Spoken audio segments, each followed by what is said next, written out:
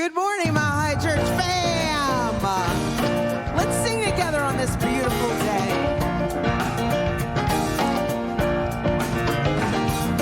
I got up this morning singing, God is so good. Woo! I got up this morning singing, God is so good. I got up this morning singing, God is so good. My God is so good to me. Feeling good down in my soul, God is so good. Oh, feeling good down in my soul, God is so good. Feeling good down in my soul, yeah, God is so good. My God is so good to me. When my day is over, I say, God is so good. Oh, when my day is over, God is good. When my day is over, I say, God is so good. My God is so good to me. Every day in every way, God, yeah. Every day in every way, my God is so good. Every day in every way, God is so good. My God is so good to me. Woo! I got up this morning singing, God is so good. I got up this morning singing, God is so good. I got up this morning singing, God is so good. My God is so, my God is so, my God is so good to me. God is so good to me. Yeah.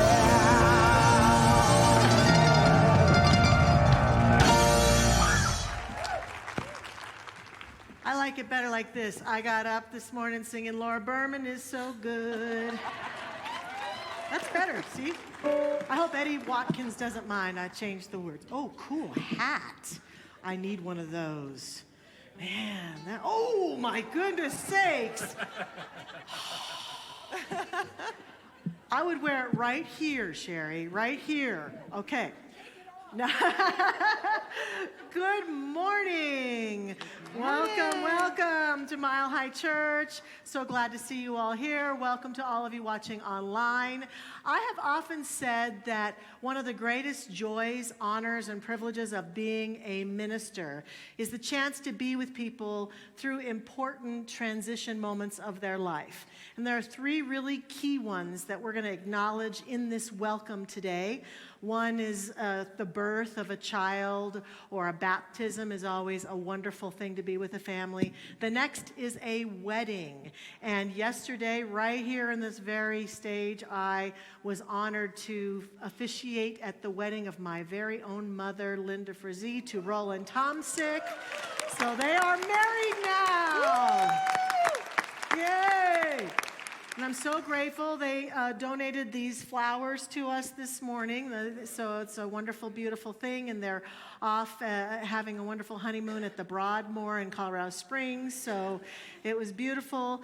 They are, my mother's going to be 80 this year. So her theme of her wedding is love waits on welcome, not on time. So any of you still waiting for love, no need to. You can have it anytime you want. So that was beautiful. And also another honor is to honor the life of people who are important to us, who have stepped off the earth plane into the next life experience. And we get to honor a very special person today. His name is Robert Pekarsky, and he worked here on our staff at Mile High Church on our sound team. He led the sound team for many years. He's been a longtime member of our community.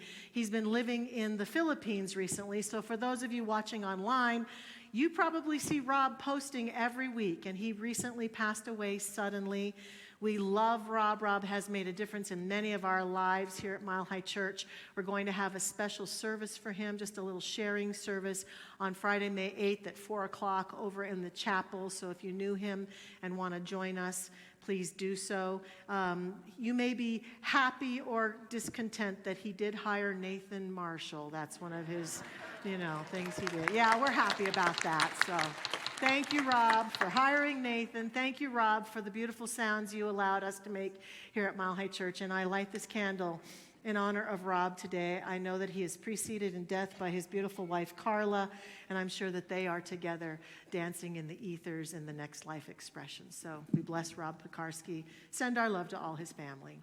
Now we step into a time of spiritual practice together. We're going to sing together, have some silence, and pray together. Let us begin.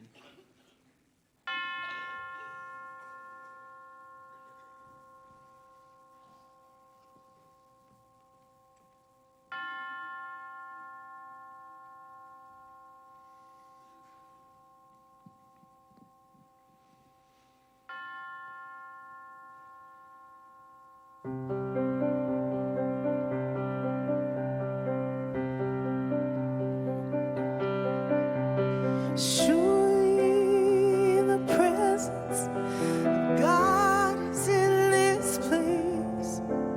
I can feel the mighty power and the grace.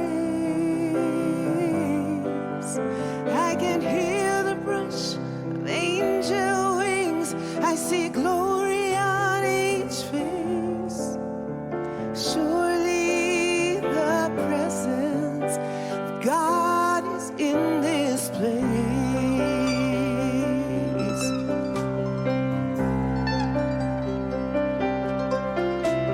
Surely the presence of God is in this place. I can feel the mighty power and the grace. I can hear the brush of angel wings. I see glory on each face. Surely the presence of God is in this place.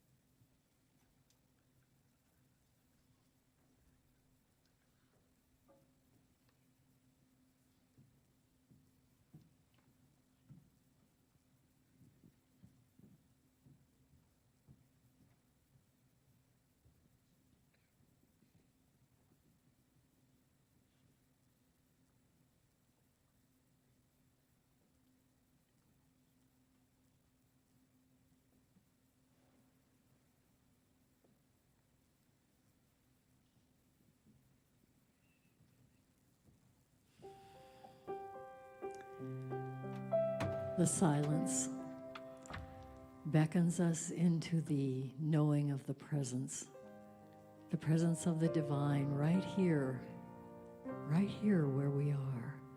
Not only each of us who is in this beautiful sacred sanctuary, but also every single person who is watching, listening, no matter where in the world they are. We encircle all with the loving arms of Spirit. We are all one. We are all the divine in expression. And so God is full of light and love. We are also filled with that. We know that when we breathe in the breath of God. When we feel our heart beating, we are beating the rhythm of the divine. How beautiful. And so when knowing this eternal Spirit is everywhere present, in us, around us, and through us, but also in, around, and through our entire world, our universe. And so we are a place of love, and we can affirm and intend that love spreads everywhere it's needed, which is everywhere.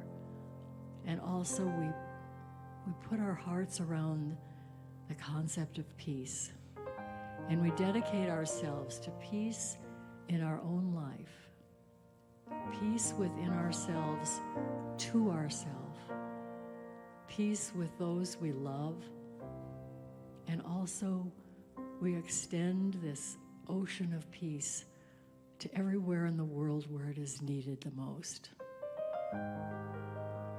All of this, as we dedicate our time together in this beautiful service to love and light.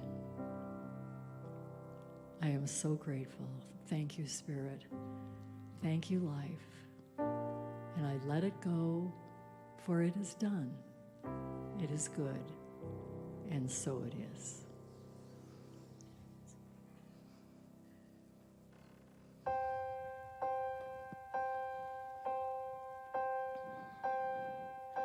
Some say love, it is a river that drowns the tender reed. Some say love, it is a razor that leaves your soul to bleed. Some say love, it is a hunger, an endless aching need. I say love, it is a flower, and you, its only seed.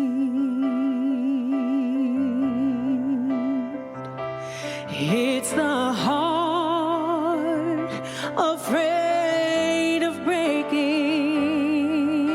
that never learns to dance. It's the dream afraid of waking that never takes the chance. It's the one who won't be taken, who cannot seem to give. It's the soul who's so afraid of dying that she never learns to live. So when the night has been too lonely and the road has been too long, and you think that love is only for the lucky and for the strong, just remember, in the winter, far beneath the bitter snows,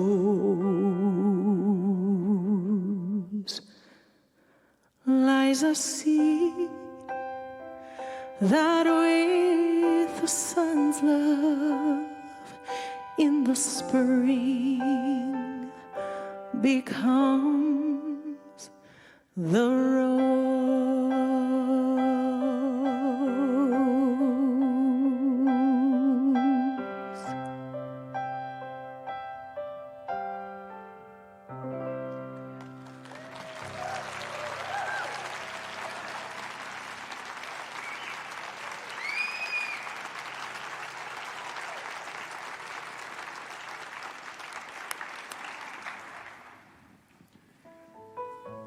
Our readings today are to support the message that Dr. Michelle will be giving.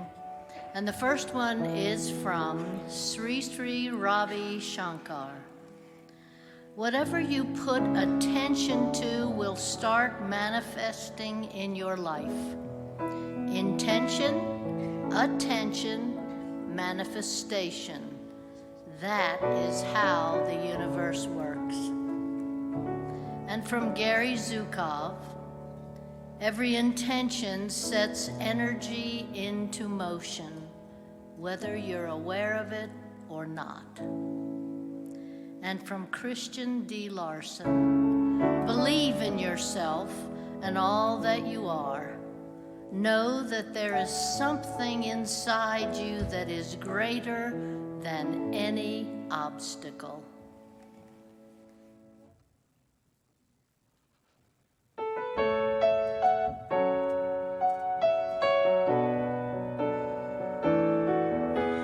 Where would Moses be if he'd succumbed to slavery?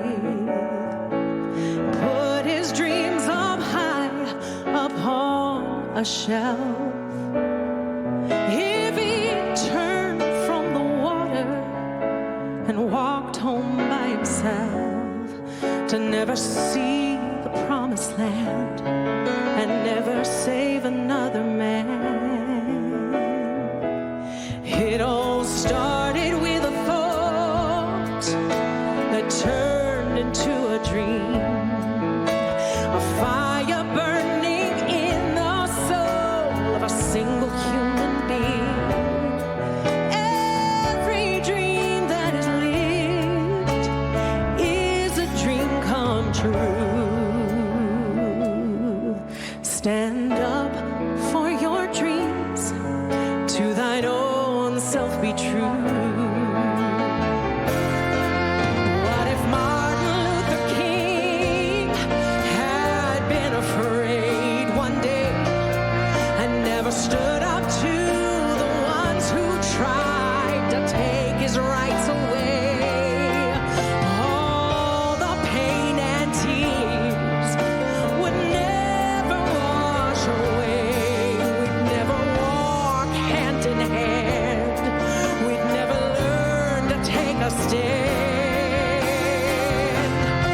It all started with a thought that turned into a dream, a fire burning in the soul of a single human being. Every dream that is lived is a dream come true. So stand up for your dreams, to thine own self be true.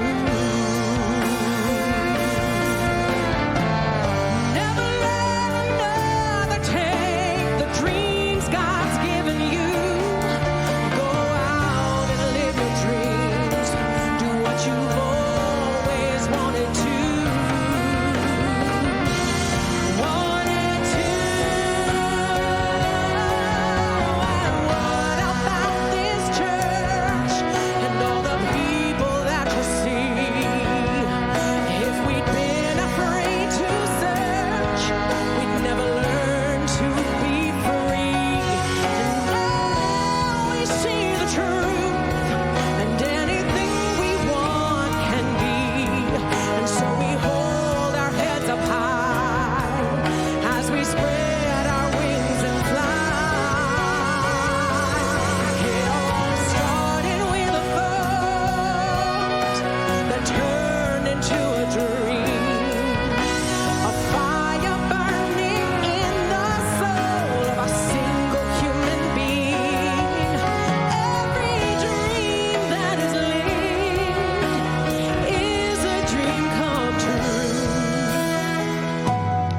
So stand up for your dreams, to thine own self be true.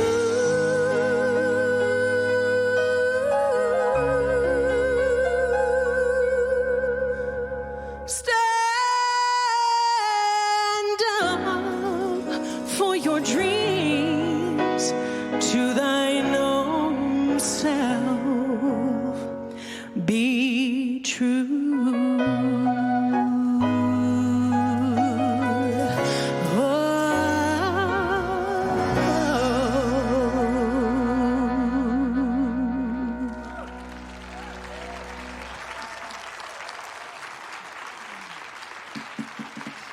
Reese. Cerise Patron, beautiful. I neglected to introduce you at the top of the service. I apologize for that. This is Cerise from Arizona, and we're so delighted to have you here with us. Thank you, thank you. My mom had the great vision of having Cerise come and sing at her wedding, so we said, let's have her sing at church on Sunday too, right? Yeah. Cerise says she is an international singer-songwriter. She wrote that song. She's going to sing another song later that she wrote. I recently saw her singing. She took a group of people to Stonehenge, and she's standing in the middle of Stonehenge with that beautiful voice singing away. So she sings anywhere that anybody will have her, and we're so grateful to have her here.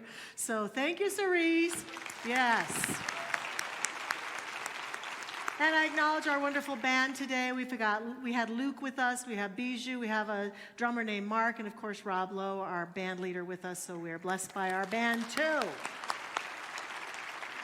Further introductions, I just want to acknowledge that I have the great honor of being in a wonderful mastermind group with my mother, and my mastermind friends and my colleagues, my ministerial colleagues are here today. Reverend Michelle Whittington is here, Reverend Colleen Sherline is here, and I don't know where Kathy is. Is Kathy here somewhere? She's on the plane flying away. Okay, well, thank you very much. It's an honor to have you here, my friends. Well, today, my message is entitled Cohesion in Manifestation. Cohesion in Manifestation. Before I jump into what I want to say about that, I want to just remind us of some basic things that we teach here. We believe that the way that life gets to be that it is through human consciousness, that our life gets to be the way that it is through our consciousness. Now, what does that mean? We banty that word around, and we say that word a lot. Ernest Holmes, the founder of this teaching, his most famous saying that people use a lot is, change your thinking, change your life. We believe that there is this energy in this universe, this presence that is pouring itself through all creation, and that as humans it pours through us, and that our consciousness, which is the seat of our thought, that activates it into manifestation in our world, and that collectively we co-create our world together, and that each one of us individually creates the world that we live in. And so what we teach people is how to be with that, how to change their consciousness if they want things different, how to shift things in their minds and hearts, how to shift intention, how to shift their attention, how to take a look at what they're really believing. And that's an important point. Because I don't know about you, but I noticed that I've looked out at my life a few times and thought, I don't remember thinking that. How did that happen? And there does appear to be some dissonance sometimes, because we often believe that when we say that our thinking creates our reality, that it's just our conscious thinking, that which we know we're thinking or we believe we're thinking about creates our reality.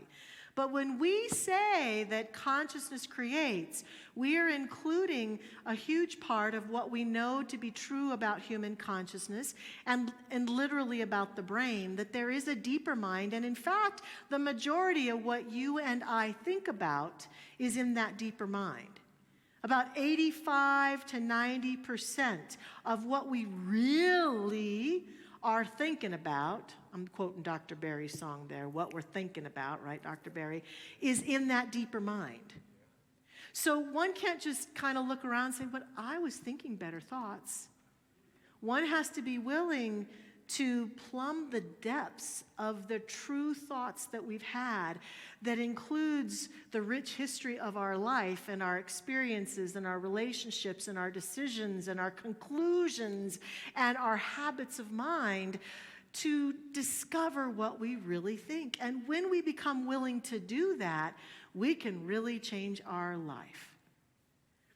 One of the frustrations I have about our teaching is that many of us think that we can just live on the surface of that other 10 to 15% of our thoughts and really change our life. And then we're disappointed and we say, well, I don't think it works.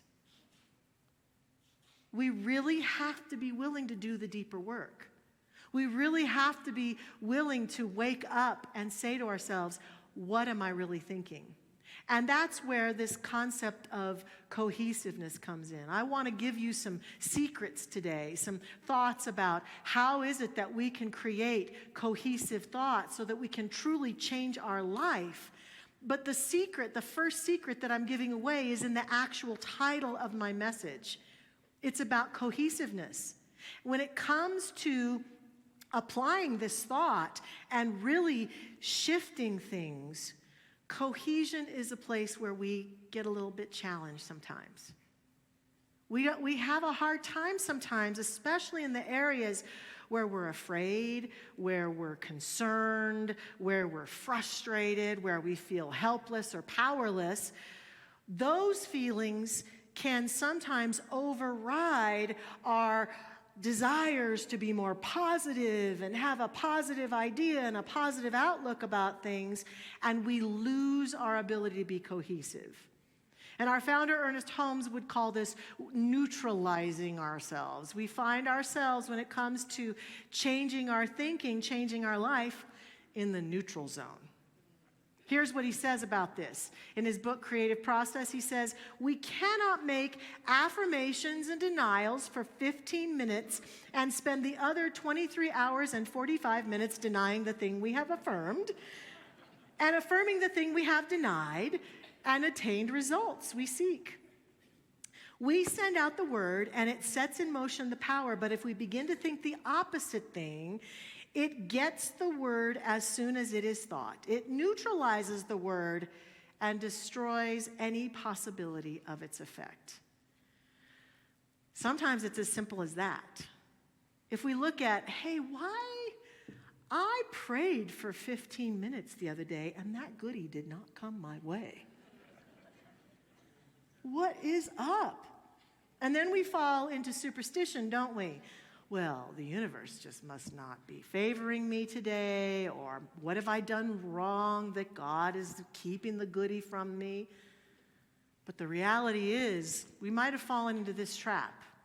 15 minutes of positive thought and 23 hours and 45 minutes of angry, frustrated, it's not working thoughts.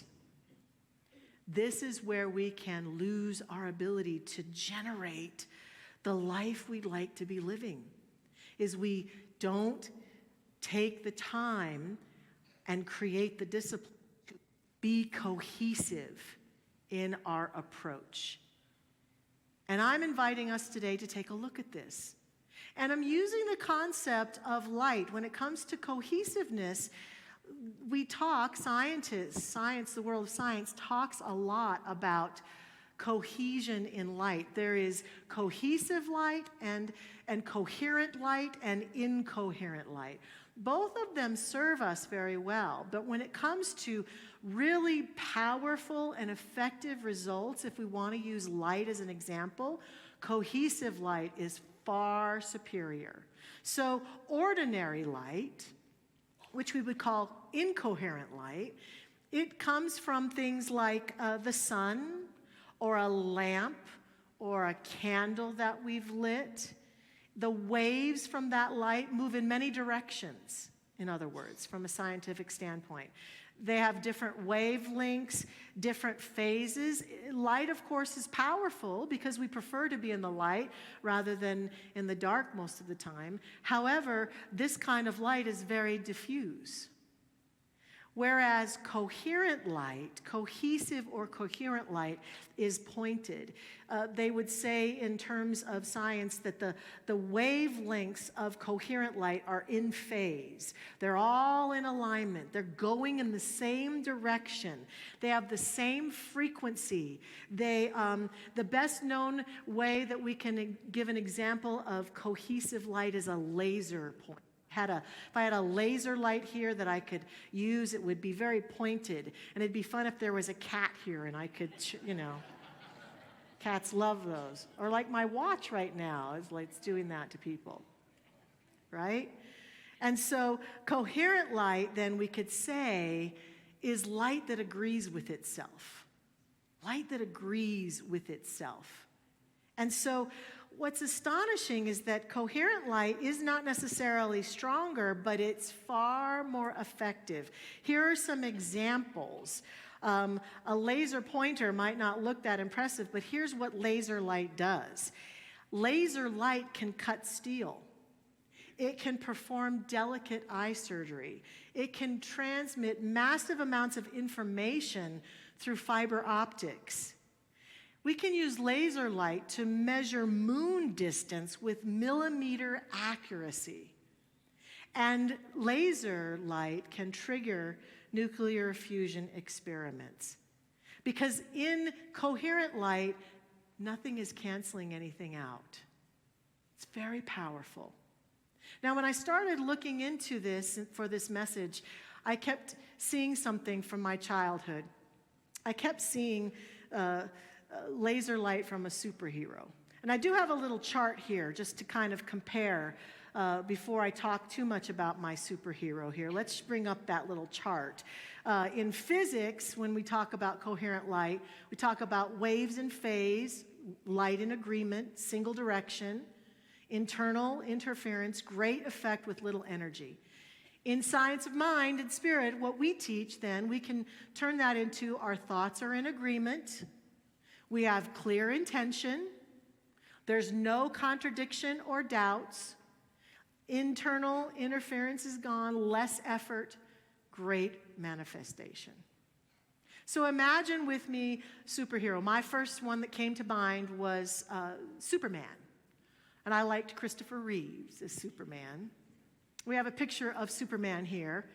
And he had a laser light. Now, some would call it a heat light, that he would focus on things and he could make rocks fall apart, and he used that laser light. So imagine for a minute with me, if you will, that Superman, who is set an intention to be a superhero, to save people, comes across a big boulder that's in the way, and on the other side of the boulder is someone that he really needs to save, someone who's in trouble. So he decides he's going to use his powerful laser light to break up that big, huge boulder. And so he turns his laser light onto the boulder, and then he is doing it, and he's focused, and then all of a sudden, squirrel. What was that over there? Is he going to be able to break up that rock? No. Or let's just say he's focused on the rock, and he's doing his laser light, and then all of a sudden, he starts thinking about, when the rock comes apart, am I going to get hit in the face with all these pieces? And he gets afraid and he backs off from helping because he could get hurt himself. What if something bad happens when he does this? Or what if while he's doing the laser light, all of a sudden he has an activation of some moment in his childhood when he was doing the same thing, and a rock came apart and it broke a window, and his mother punished him. And he gets triggered. These are the kinds of things that get in our way, don't they? When we're trying to be cohesive about things. This is what stops us in our tracks, these kinds of experiences. And so I'm suggesting that part of the secret of being cohesive is to acknowledge this, to acknowledge that our own deeper mind, our own subjective thoughts can bubble up to the surface as we are trying to change things for ourselves, to affect change in our life, and we have to accept things. We have to accept this about ourselves. We have to know this about ourselves. And we have to, in superhero-like fashion, be willing to stand with and face the stuff that exists in that deeper mind, which sometimes we're loath to do because we'd like it to be easy.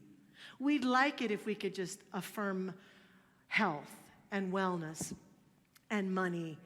We'd like it if we could just affirm peace on earth. We'd like it if we could just affirm that all this good is happening in the universe. And we get impatient because we think we're doing it and it's not happening. And I'm suggesting today that we all, individually and collectively, get a chance to ask ourselves, am I really being coherent? If I am someone who's affirming peace on our planet, peace in our country, peace in every part of the world, am I spending 5 minutes affirming that and then the rest of my day getting caught up in what I see in the news, being unpeaceful, being unkind, being mean to other people? Am I not embracing and embodying those concepts of peace and well-being in my own life? What is getting in my way? What might be happening at the deeper level that's keeping me from the coherent practice with regards to creating the life that I would most like to live? And it usually is in the realm of those things that challenge Superman, those examples that I gave. So here are some of them. Here are some of them. Our light can get challenged because we let the world of form dictate our perceptions. We let the world of form dictate our perceptions. When it comes to the coherent light of my life, creating the life that I would most like to live, I, God moving through me, I am the coherent light of my life. Things out there are not the coherent light of my life. But how often do I fall into the trap of letting them be? And often when it comes to that kind of coherent light, that kind of choice to move forward in a direction of a dream or a goal or of an intention, that ability to put it on, to embody it, to be with it, at first it's a little uncomfortable because I haven't done that up until now. My ego might fight with me. My deeper mind might fight with me, and I get a chance to look at that. And even, I will admit to you, I'm going to say something out loud that no one likes hearing, but it is the truth. Sometimes when we go to improve something in our lives, it gets worse before it gets better. I would love it someday if, as a community of co-creators, the moment it got worse, we'd go, I must be getting somewhere. I must be changing things, because look what happened. It got a little worse. We get to understand that when we start to move in a new direction in our life, we're shaking up our entire consciousness. And the mindsets and the parts of us and the habitual ideas that we've held up until now can literally feel challenged and can push back. And that is normal. And when that happens, it's not a matter of letting those inner old perceptions win or letting the old ideas out there about what's really possible for me win. It's about standing in the light and being coherent and taking it on and being willing to continue to walk in the direction of the choice I am making for myself and my life. And so that is coherent light in consciousness. It's not ignoring other people's input necessarily, but it's not ever letting anyone else, just like in Cerese's song, dictate what our dreams are, what our goals are, what our intentions are, what the life we want to live should look like. We are generating that. And when we generate that, we have to understand we will face resistance. It's our own inner resistance, but we let it pile on when someone says, well, should you be doing that at this age? Aren't you a little bit, whatever it might be? And we get to let it go and say yes. So we stand in that truth. And then I want to say, the next thing we have to face to be coherent has to do with what Holmes talked about in that opening quote. See, even though I'm preaching coherence today, I want to be clear that I'm not preaching toxic positivity. I'm not preaching about being willing to be somebody who isn't disappointed when things don't go their way, ever. I'm not talking about never feeling sadness or grief or remorse or frustration. Not ever. I'm talking about ratios today. One of my favorite stories is about a little girl. Reverend Carol Wilkie used to tell this story about a group of indigenous people who were in a drought. And they decided to get together to pray for rain. And so they gathered out in the desert to pray for rain. And the only one who brought an umbrella was a little girl. To have the faith to say, okay, I'm going to do this, and I'm going to pay attention to, yeah, there may be a day where I feel a little discouraged for a few hours. There may be some time when I just don't understand why it's going this way. I may need to talk to somebody about it who can help me, and I can be heard. I may need to go to my practitioner partner or my mastermind group or my best friends and be with what's so. That's not what we're teaching. We're not teaching not that we don't do that. We're not teaching that this is a denial. Oh, everything's perfect, whole, and complete, just as it is. I get it. Things don't always go our way. And we have a right, and we can be with it when it bothers us. But here's the deal. Ratios matter. Do I spend the majority of my time in that negative state of mind about the things in my life? Am I walking around for a majority of the time discouraged about my money or my health or my relationships or my job or the state of the world or the weather or blah, blah, blah, blah? Am I in that place the majority of the time? And I have to be rigorously honest with myself about that. Because there are lots of traps out there, aren't there? Lots of traps. Traps on our phones, traps on the news, traps in conversations with people. What is the ratio of the percentage of time if I'm wanting to create a world of peace and joy and love and well-being and happiness? What is the ratio of time that I'm nurturing that as compared to the time I get trapped in the opposite?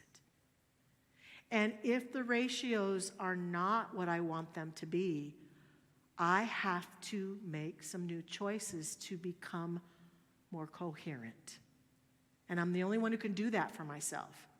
Some of those choices might be to refrain from watching some of those things or having those conversations. But really what matters is what's going on inside me. How am I facilitating my own self, my own psyche, my own awareness, my own being into greater positivity and joy, into a willingness to see things that I can't always see clearly? But when I become willing to see them clearly and become willing to be a contribution towards greater good in ratios that make a difference, that's when I cross an invisible line into manifesting the life that I am intending to live. Ratios matter. And years ago, about 5 years ago, I wrote a book, and I went to a workshop to write this book, and they said to us, if you could solve one problem on the planet right now, what would you solve? And I said, fear. So I wrote a little book about fear, and it was a little basic, good book about fear. But still today, if I could solve one problem on this planet, it would be fear. Cohesion and fear don't go together. We cannot indulge constant fearful living, individually or collectively, and then have things change. It's not aligned. It doesn't go together. It doesn't work. We have to become superheroes, co-creative superheroes like Superman, and become willing to see that, yeah, there are things happening we may not like, we may not prefer, but I have to be willing to understand that in my world, in our world together, if I'm constantly feeding fear, talking about fear, going to people, did you hear what happened? You should be afraid. Guess what we're going to get more of? Just more of that. Because when it comes to being fearful, we can be very cohesive, can't we? Yeah. And so we have to challenge ourselves to find a place where we're willing to be spiritually courageous and to be cohesive in that courage and not to fear life or to even fear the darkness. The deal is, here's the deal. Every human being walks through periods of darkness. Every generation of humans has walked through periods of darkness. We are no more special than our ancestors. And we have to see and acknowledge that darkness wherever we see it, however we perceive it, and we have to rise up above it. We have to be willing to be cohesive in our willingness to say, yeah, I'm going through something in my life. It's kind of scary right now, and I'm working to deepen my understanding of it and grow into the light. We are going through something right now, and I have to be willing to do the work to get out of the fear. I have to be cohesive in my courage and stand strong.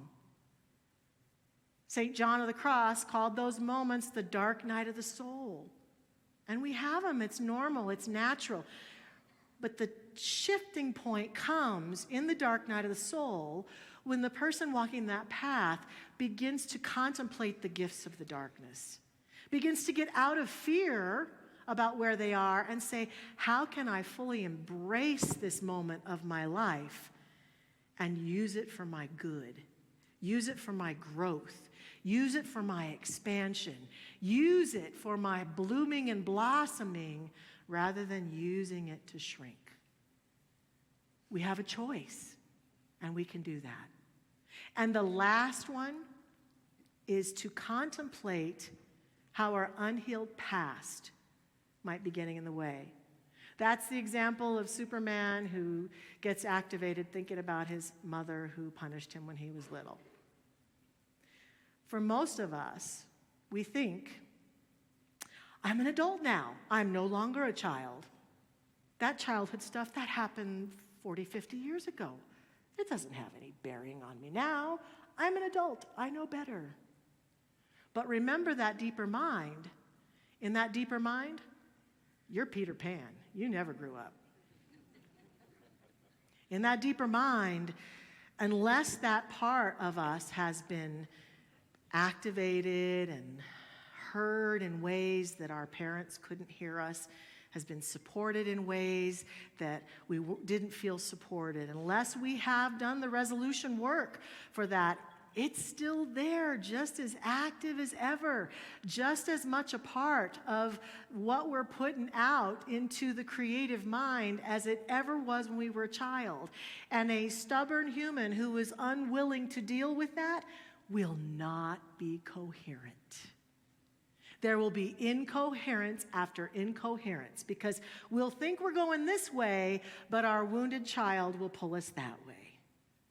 And so that's part of what we do here at Mile High Church through our classes and through our workshops and through our work with our practitioners. A lot of what we're doing together is we're working together to heal the unhealed past so it does not become part of the energy with which we're creating our reality. And for me personally, I think the world is being run by a whole bunch of selfish, greedy inner children right now. Yeah. But it starts with us being willing to take care of that part of us ourselves. Because for every person who does it, it has an energy that goes throughout the whole world. So we can make a change. We can walk in the light. And doing all of this, see what happens when we deal with all that stuff, we're clearing away parts of us so that the coherent light of God that we are can shine itself through our body and through our life and through the experiences that we have, can shine on behalf of humanity. We're just not used to it. We haven't learned to attune to it. But when we do spiritual practice, we attune to it. When we pray, we attune to it. When we do our inner work, we attune to it. When we pay attention to it, we attune to it. And every bit of that crust that falls away brings us into coherence. And that's when life starts to change. I tend to agree with Marianne Williamson about one thing, and I think many of you know this quote from her. She says, "Our deepest fear is that we are not inadequate. Our deepest fear is that we are powerful beyond measure." It is our light, not our darkness, that most frightens us. We ask ourselves, who am I to be brilliant, gorgeous, talented, fabulous? Actually, who are you not to be?